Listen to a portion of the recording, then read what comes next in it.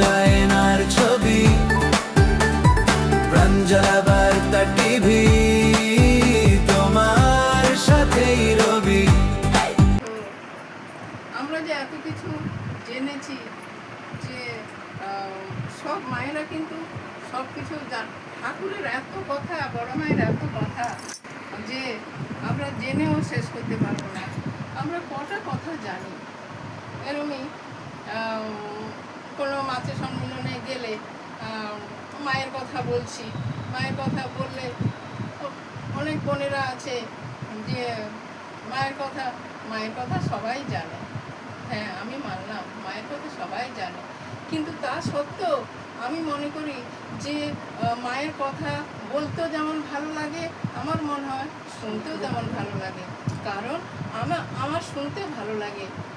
অন্য কেউ বললে মায়েরা, আমি তো তেমন কিছু ভালো বলতে পারি না, অন্য মায়েরা যখন সুন্দর করে বলে মানে খুব মন দিয়ে শুনি, ভালো লাগে, আনন্দ লাগে। তা বলে আমি তো বলি না যে মায়ের কথা আমার জানা আছে, এটা বলাটা ঠিক না। তাই মায়ের কথা যত জানবে তত ভালো লাগবে, ততই ভালো লাগবে, এরকম। তো সময় তো অনেক কম, ছোটোর মধ্যে বলতে হবে।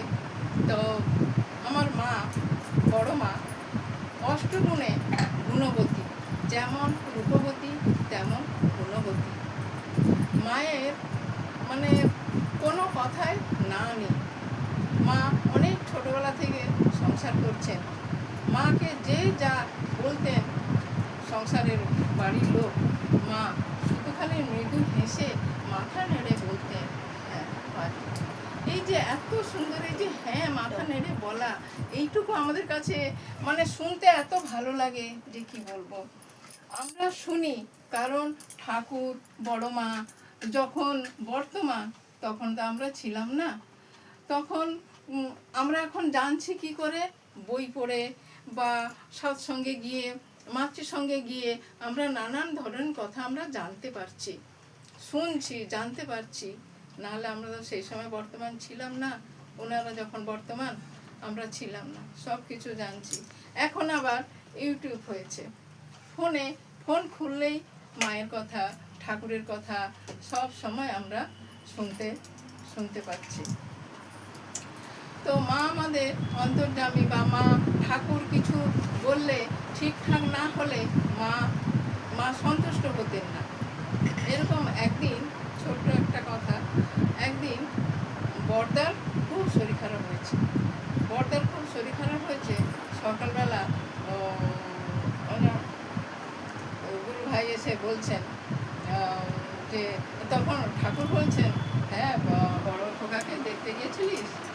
তখন তিনি বললেন যে না, এই যাব। তখন বলে না যাইনি, যাব। এই কথা যখন বললেন, ঠাকুরের মুখটা শুকনো হয়ে গেল। বড় মা দূর থেকে লক্ষ্য করে তখন তাকে ডাকলেন, শোন। তখন সেই ভাই গেল বড় মার কাছে। হ্যাঁ মা, বলে ঠাকুর যেটা বললেন তুই যে উত্তর দিলি সেটা কি ঠিক হলো? মা, আমার কি বলা উচিত ছিল? তখন বড় মা বললেন যে ওরে বলতিস যে আমি যাচ্ছি, এক্ষুনি যাচ্ছি। এই কথাটা বললে ঠাকুর কত আনন্দিত হতেন। ঠাকুর আনন্দ হলে আমরা সকলেই তো আনন্দিত। তখন সে বললেন হ্যাঁ বড় মা, আমার এইটাই ভুল হয়েছে, যে এইভাবে বড় মার কাছে শিখতে হয়, জানতে হয়। বড় মা বলে দিলেন মানে কেমন চলা, কেমন কথা বলা, কেমন চললে ভালো, কেমন বললে ভালো, কি বললে ভালো, বড় মা এত সুন্দর করে বুঝিয়ে দিলেন।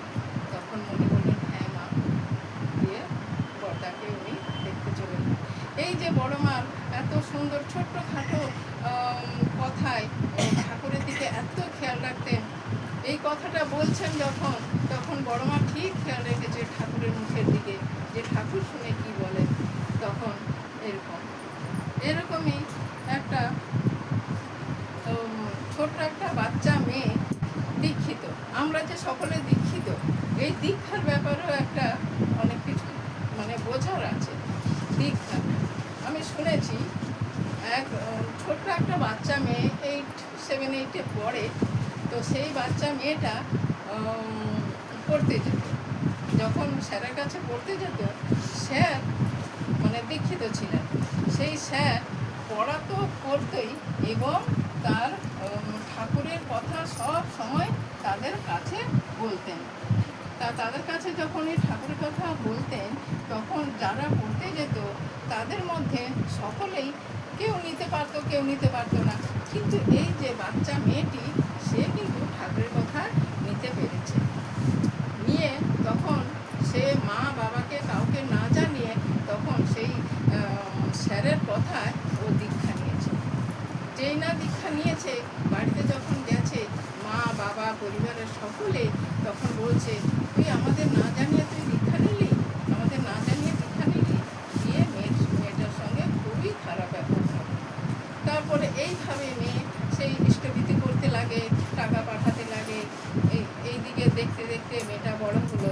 বড় হয়ে উচ্চ মাধ্যমিক পাশ করে যখন কলেজে ভর্তি হলো, তখন সে হোস্টেলে গিয়ে থাকতো। হোস্টেলে থেকে সেখানে পড়াশুনো করতো এবং ঠাকুরকে নিয়ে থাকতো। এই ঠাকুরের ইষ্টভীতি করতো আর ঠাকুরের পয়সা পাঠাতো এইভাবে। তখন সে এক মায়ের সঙ্গে দেখা হয়েছে। তখন বলছে, হ্যাঁ রে, তুই তো আলাদা থাকিস, কেমন আছিস? বলে, আমি ভালো আছি, মা বাবার কাছে থাকতাম। মা বাবা খালি বলতো সবসময়, হ্যাঁ দীক্ষা নিয়েছিস কেন, কিন্তু আমি আলাদা থাকি। আমি ঠাকুরকে নিয়ে মনের মতন করে আমি থাকতে পারি। এই যে দীক্ষা, আমরা কাউকে দীক্ষার কথা বললে কি বলে না, বাড়িতে জিজ্ঞাসা করি, মাকে জিজ্ঞেস করি, বাবাকে জিজ্ঞেস করি, আমার স্বামীকে জিজ্ঞেস করি। এরকম অনেক বোনেরা বলে, অনেকে বলে যে না, বাড়ির লোক না রাজি হলে আমি নিতে পারবো না।